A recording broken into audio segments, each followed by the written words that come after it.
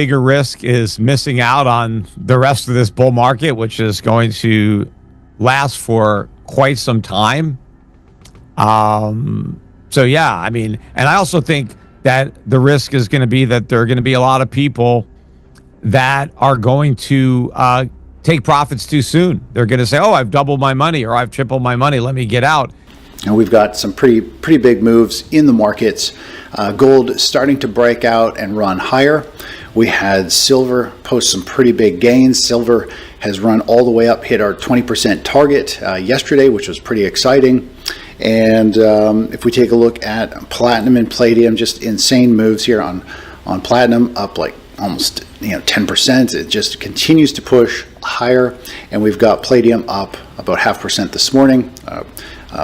Platinum's up about 2%, 2.5% this morning. But we've got some pretty big moves going on in this space. I think any decline like the one we had an hour ago, is a great buying opportunity. I don't expect there to be that big a decline because I don't think the markets are going to make it that easy for people to buy because I think prices are still much too low. And I think at this point, you have a lot of investors who want to get into this market. And so there's too much buying beneath the market for the market to correct that substantially. I think there will be sharp sell-offs to kind of get the day traders who are trying to be cute and just maybe come into the market with some leverage positions intraday.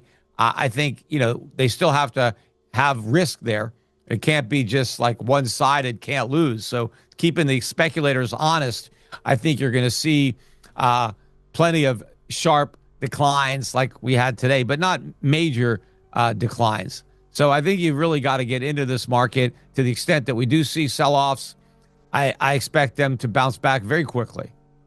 If we go into a major stock market meltdown where stock markets are down, 20, 30, 40, 50%, gold stocks could get dragged down, but I don't think they'll go down as much, and I think they'll come back much quicker. And a lot of it depends on what gold does. I mean, if we see a major drop in the stock market and we also see a drop in gold, okay, then the gold mining stocks are going to get hit. But if we see a surge in the price of gold, if the money that's leaving the stock market goes into the gold market instead of the treasury market, it'd be hard to imagine, gold moving up substantially and the gold stocks ignoring that and going down. You would think that they would rise as well. If equity markets were to experience a true meltdown, down 20, 30, or even 40%, almost nothing would be spared in the initial wave. Gold mining stocks could be dragged lower as liquidity evaporates. However, history suggests they often fall less and recover faster, especially if capital rotates into safe havens. The key variable is gold itself. If money fleeing equities moves into gold rather than government bonds, it becomes difficult to imagine gold miners declining for long. Rising bullion prices tend to re-anchor valuations and accelerate recoveries across the sector. I mean, I think the bigger risk is missing out on the rest of this bull market, which is going to last for quite some time. So yeah, I mean, and I also think that the risk is going to be that there are going to be a lot of people that are going to take profits too soon. They're going to say, "Oh, I've doubled my money or I've tripled my money. Let me get out." And, look, selling some, taking some of your profits off the table, I suppose I can't necessarily argue with that as a risk management strategy. But I think that we have a long way to go. And so I think that, people that think, okay, it's time to cash out and look for something else, I think that that's going to be the mistake that people make, thinking that it's a top, thinking that, they've made enough money and they want to get out. Because I think we're starting from such a low level. Even if, the stocks double or triple, you got to look at where they moved from, and where they, how low they actually were, relative to, past and where they're likely to go. Because I think earnings are going to explode for these companies. And so I think the valuations, are way too low, that the market is not factoring in and crediting these companies for what they're likely to earn in the future, not just from today's gold prices and silver prices, but from the gold and silver prices that we're going to have in the future. One of the biggest mistakes investors make in long bull markets is exiting too soon. Doubling or tripling an investment feels like success, but context matters. Many precious metal stocks are rebounding from historically depressed levels. Even after strong gains, valuations often remain well below prior cycles. Earnings potential is expanding, not shrinking, driven by higher metal prices and tighter supply dynamics. While partial profit-taking can be sensible, fully abandoning positions because gains feel large often leads to regret. The larger risk isn't volatility, it's missing the compounding phase of the cycle. I mean, I don't know. I mean, they barely even report on it, let alone pump it. Even today, I was watching CNBC this morning, and this is when gold is up like $60. Silver's, still at record territory, up above 54.30 or something, or 64.30. And as they're going into a break, they say, oh, let's take a look at the markets. Oh, the NASDAQ. And they talked about the NASDAQ. Let's look at Bitcoin. And that was it. They didn't even bother with the precious metals. And in fact, I was watching yesterday, and they said, coming up, we're going to talk about Bitcoin and whether or not we're going to see a rebound next year. But they hadn't even mentioned gold or silver yet, because I was waiting for that. And gold and silver, they don't have to talk about a rebound. We're at record highs. So they're not even barely reporting on it. Yeah, once in a while they do mention a gold or silver stock, but they don't really encourage anybody to buy into it. They just kind of mention that it's gone up. They're still trying to, direct their audience to Bitcoin. So I think before CNBC even remotely starts to advocate for gold or silver, or have guests like me that come on, I never come on that network, but if they have people that are real, gold people, it's probably not going to be till after all the air comes out of the crypto bubble and the crypto community no longer can afford to advertise on CNBC. Because, right now they're trying to, pander to their advertisers. And I think the crypto advertisers don't want anybody focusing attention on gold, because they're trying to get people to buy Bitcoin instead of gold. And I think this is what's happening right now, and gold should be very problematic to the Bitcoin pumpers, because why isn't Bitcoin going up if it's digital gold? And if it's supposed to be better than gold, if gold is going way up, then Bitcoin should be going up even more. But instead, it's down as gold's going up. So they got no explanation for this other than, well, gold moves first and Bitcoin moves second. Well, who says? And why? I mean, why wouldn't it already be moving? If Bitcoin is going to move on the rate cuts and the return to QE, why isn't it moving now? Right? I mean, it doesn't make any sense that it just waits for gold to stop going up and then Bitcoin all of a sudden magically starts going up. It doesn't make any sense that would happen. Maybe that happened a few times in the past, but that might be more of a coincidence than anything else.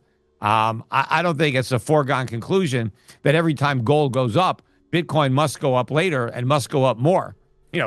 I think it could just come crashing down. In fact, the fact that it's not rallying is a good sign that it's about to go way down. Despite record-setting moves in gold and silver, mainstream financial media remains largely silent. Coverage often prioritizes tech stocks and cryptocurrencies, even when precious metals are quietly outperforming. This imbalance matters. If Bitcoin were truly digital gold, it should be rising alongside physical gold, yet it isn't. Instead, gold is advancing while Bitcoin struggles. Explanations that Bitcoin moves later lack convincing logic. Markets don't wait politely for narratives to catch up. When an asset fails to respond to conditions that should benefit it, that weakness often signals deeper structural issues rather than temporary lag. And we've got some pretty big moves in the markets. Gold starting to break out and run higher. We had silver post some pretty big gains. Silver has run all the way up, hit our 20% target yesterday, which was pretty exciting. And if we take a look at platinum and palladium, just insane moves here on platinum, up like almost 10%. It just continues to push higher. And we've got palladium up about 0.5% this morning. Platinum's up about 2%, 2.5% this morning. But we've got some pretty big moves going on in this space. If we go back and take a look at the equities market, so money was flowing into both equities and precious metals. Today, precious metals are relatively flat. We've got the indices kind of mixed. The S&P 500 here on the verge of breaking out to some new all-time highs. We have the NASDAQ. If we take a look here, it isn't quite near the highs. It's continuing to struggle. The Magnificent Seven have definitely pulled things down. We've seen a little profit taking in some of these growth stocks, but overall, it's starting to come to life. If we actually take a look at the Magnificent Seven, we have it's starting to really pick up speed and really starting to pop yesterday, which could start to carry over into the next couple of trading sessions before the end of the year. We could see something like this where it starts to gap and run and get that rest of that holiday rally. Now, when we go and take a look at the markets from a seasonality standpoint, December for the S&P 500 and for the NASDAQ, a little bit of a pullback. Here we are, and we've seen the market more or less bottom out this week over the last couple of trading sessions, and now it's starting to potentially have that push higher. And gold is in the same boat. It usually has a little bit of weakness at the beginning of December, and then we start to rally and push higher into the end of the year. So that's kind of where we're at in the markets. Now, yesterday we did enter a new position. If you're on our newsletter, our free newsletter, you would know about this, so you can take advantage of it. If you go to our website and scroll down a little bit, you can join this free newsletter so you're up to speed whenever we have a new trade issued. And of course, we've been hitting we've hit 3 targets with our silver trade, our SLV trade. And anyways, if you want to be up to speed on things, make sure you get on our free email list to be up to speed. Recent months have delivered powerful moves across silver, platinum, and palladium, alongside steady gains in gold. This broad participation excites investors, but it also reveals shifting sentiment. Historically, faster-moving metals and miners often peak before gold itself. Speculative capital chases volatility first, then eventually rotates back to the most stable store of value. Gold tends to lag emotionally, but leads strategically. When enthusiasm clusters around silver and miners, it can mark a later stage of the cycle. That doesn't end the bull market, but it does signal the need for discipline and awareness. To not miss out. Now, if we take a look at the rest of the markets, we do have Bitcoin. Everything is moving up but Bitcoin. Bitcoin is really just floundering. If we zoom out the big picture of Bitcoin, there's potential that we're having a cycle low. Now, with that being said, the chart looks terrible. It doesn't look very good. It was giving this broadening megaphone formation we talked about way back over here. I said, don't touch it. Be very aware that this is a bearish pattern. It has broken down, and now it's putting in what looks to be either a bear flag, and it's going to go a whole lot lower, or it is going to try to carve out a bottom, but it needs to do a ton of work before it can build a new super launch pad to go a whole lot higher. The fact that stocks are going up, gold is going up, and Bitcoin is going down is a sign that it's lost its shine. I think I think a lot of gold bugs moved into crypto for a while, but now everybody's like, forget it, forget crypto. Let's just focus on precious metals again, and that's where everybody's at. Now, if we go and we take a look at, this is something that's really interesting, and I've covered this many times before with our paid subscribers. If we go back and we take a look at gold, silver, platinum, palladium, we can leave the miners. But what I want to show here is the yellow line at the top is gold. And gold topped out over here in July, August of 2011. And what you're going to notice is gold miners actually topped out much, much sooner. They did push to a nominal new high, but nothing too significant. Silver topped out 6 months before gold did. We saw platinum also more or less top out around the same time as silver, and it really just traded sideways with some pretty big pullbacks percentage-wise along the way. And we saw palladium actually top out months and months before gold did. And so we're in this feeding frenzy right now where everyone is piling into all of these plays. And that is usually not a good sign. It's people looking for the faster moving metals. There's nothing wrong with it. There's big returns to chase these because they could still have some big moves, but it's a sign of greed. Market sentiment is a powerful early warning system. When optimism becomes crowded and criticism disappears, risk quietly increases. Precious metals have seen this pattern before. Strong rallies followed by sharp pullbacks that erase months of gains. That doesn't negate the long-term thesis, but it does punish emotional positioning. Meanwhile, seasonality favors year-end stabilization and rallies across both equities and metals, a pattern that has repeated for decades. The key is flexibility, not prediction. Markets don't offer certainty, only probabilities. Successful investors manage exposure, follow price action, and stay prepared for multiple outcomes, not just the one they hope for. People move into the faster moving stuff, miners, silver, platinum, palladium, when they start to run, and they forget about gold. And then eventually everybody these other metals will stall out, and then people start to move in, and gold continues to soar and move higher. And so that's the early warning sign. And that's kind of where we're at right now. We got everybody piling into anything metals and miners, and gold has been really just slowly kind of falling under the radar, just starting to break out. So that's what we need to be aware of.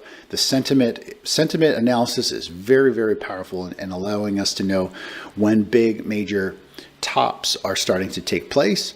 And it means we could see the precious metals start to run out of steam, which is not what anybody wants to hear.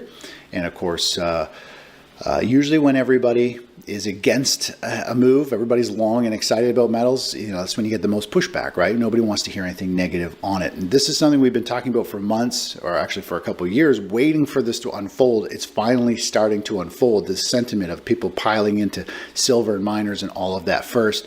So this isn't any surprise. This is something we know to watch for, and we know what it means generally and how the markets are going to react. And most people get caught off guard holding a ton of gold and silver and metals, only to watch a ton of it get wiped out and give it back after. After these type of moves, we have seen pretty much gold pull back 34%, silver, platinum, palladium pulling back 60, 70%. And not saying they're going to pull back that much, but even a 20 or 50% pullback or 30% pullback will be enough to scar a lot of people for a long time. The markets have been doing pretty much what we've been expecting. The markets are stabilizing. They're moving up into the end of the year for the holiday rally. We needed this little shakeout here. If we look, we were looking for this shakeout, this pullback in the market to run all of these little stops. We talked about that back over here when the market was trading sideways. I said, listen, the market is going to want to sell off 1.5% or 2%, or down below these lows to try and run all of these little pivot lows where people will have stops. We saw that the market got oversold. We saw panic selling, and then boom, the market starts to rally, and now we're pushing up, testing all-time highs. So the stock market's doing exactly what we have been expecting, what the charts have been telling us. I know a lot of people have been going through the roller coaster ride through this phase right here, this gap up all the way through over here and over here. People panic. They listen to the news. They listen to all kinds of people's opinions who really are just based on, they have a bias. I don't have a bias in the market. We just follow price action, and I tell you what it can and can't do every time, or what it could do, and we have a game plan for each direction. And I hear that all the time. People are always like, well, you didn't really tell us much. You said it could go higher, it could go lower.